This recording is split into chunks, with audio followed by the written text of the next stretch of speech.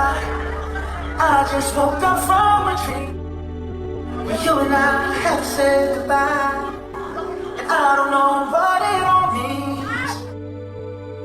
But I realize wherever you go, that's where I'll follow. Nobody's promised tomorrow, so I'ma love you every night like it's the last night, like it's the last night. If the world was ending,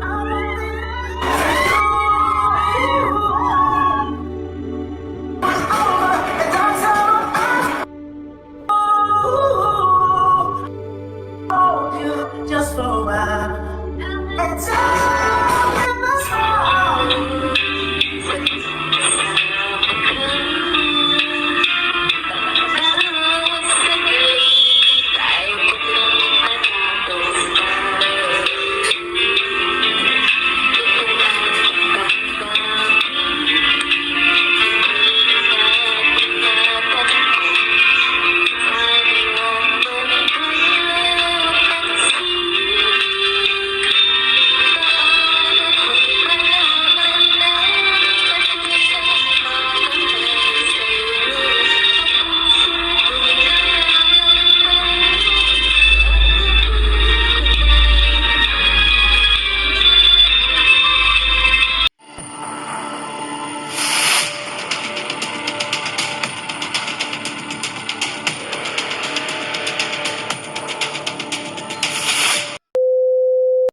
Kalinga, welcome back to my YouTube channel. Magandang araw po sa lahat sa amanda ko kayo ng mundo naroroon ngayon.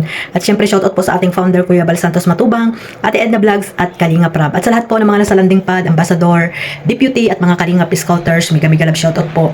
At syempre sa mga kapwa ko po OFW na walang sawang sumusuporta po sa aking YouTube channel. At the same time dyan po sa Pinas, no, yung mga kumari ko dyan na sa Pilipinas.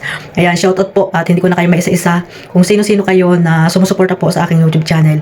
Maraming salamat po. At syempre sa mga legit reactor po ng Team Kalingap, sa Team Bios at sa Karipa, mega love shoutout po. At ito nga guys, no, panibagong reaction po dito tayo kay Carla. At ayan, nakita nyo naman yung clip video na nakuha ko po dito kay Carl. At dito po sa kanyang kinanta at sa kanyang mga sayaw, di ba mga Kalingap? At isa dito si Carla na talaga namang napaka-talented na bata, no? Hindi lamang mabait ay, ayun, magaling pa palang mag-basketball. At talagang lahat, no, sinusubukan ni Carla. Ayan po yung batang kakayanin lahat, no?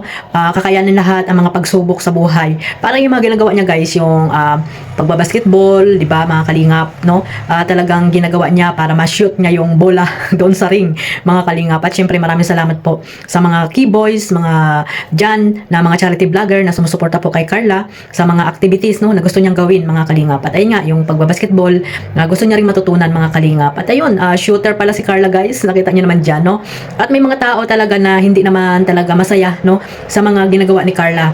Minsan hindi talaga mahiwasang mabas itong si Carla na hindi ko alam kung bakit ganon, mga Kalingap, na wala namang ginagawa sa kanila, no? At itong bata naman ay gumagawa lang ng talagang magi-enjoy po yung kanyang sarili, no, bilang isang dalaga, mga Kalingap. At ayan, nakita nyo naman guys na talagang sumasama siya, no, sa mga keyboys. Talagang ano siya guys, sinusuportahan po siya. At the same time talagang maganda po, I mean magaling pong makisama itong si Carla sa kung kanino man dyan, no, na mga keyboys or kila Jack, di ba? Magaling po siyang makisama sa kila Ma'am Amy, di ba mga Kalingap, na lagi niyang kasama minsan. At syempre yung mga Kalingap Angels, lahat po yan ay kasundo po ni Carla dahil po sa napakabait niyang bata, mga Kalingap, marunong makisama. Yan po yung maganda, no, sa isang tao, no, yung marunong ka makisama. At yun, mapagbigay din itong si Carla, mga Kalingap, at may pusong paglingap din talaga. At ayan, no, nakita naman natin dyan kung gaano siya sinusuportahan ng mga keyboys, mga Kalingap.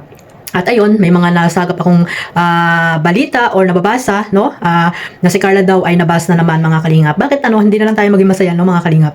Lagi na lang tayong may mga negative comment na nakikita po kay Carla. Hindi lamang kay Carla, ganoon din po sa ibang mga Kalingap Angel. Sana guys, iwasan na natin yan. 2025 na, dapat sumuporta na lang po tayo, suportahan natin sila, no, sila Carla, Beyonce, at sino pa pang mga Kalingap Angels dyan, mga Kalingap. Dahil po sila po ay nagkakaisa po yan, no, yung samahan po nila ay hindi po ganun po talaga ka-intact mga kalingap, no? Masaya po sila pag nakikita-kita po ang mga kalingap angels like si Carla, di ba? Na bait na bata ito. At ayun, nakita niyo naman dyan guys, no? Magaling na mag-basketball.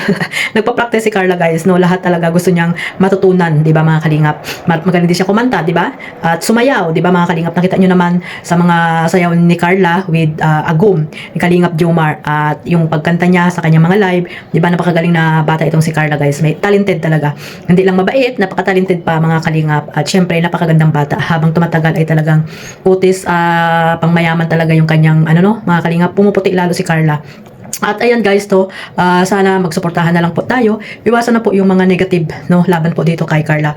Iwasan niyo pong mabas doon, lalo na po sa mga nagla-live, mga kalingap, no, na alam niyo naman na binabas na si Carla, ay tinatawan-tawanan niyo pa diyan. Dapat isako niyo yung mga nangbabas diyan or pagsabihan man lang, no. Hindi yung nababas na yung bata ay pinagtatawanan niyo lang. Hindi niyo ba naisip na dahil kay Carla ay napakalaki ng naitulong sa inyong mga channel, tapos ni minsan hindi niyo kaya ipagtanggol diyan sa mga viewers niyo. Oo, yung mga viewers ay nakakatulong po yan sa mga ating channel, pero may po yan sila, may boundaries, no. Mayroon silang dapat nitong i-comment kung ano man yung mga nakikita nila dito kay Carla. Dapat hindi nila binabas, at yung mga comment nila ay dapat hindi po negative. Bigyan po niyo ng advice, magandang advice po si Carla, hindi po yung kayo po yung magiging toxic po sa mga nababasa niya. Sana, no, iwasan natin yan guys. Kung maaari, isako natin yung mga basher na yan, no. Huwag kayong matakot sa kanila dahil nandiyan lang naman yan sila, nanonood pa rin yan kahit na alisin niyo yan sa inyong mga live.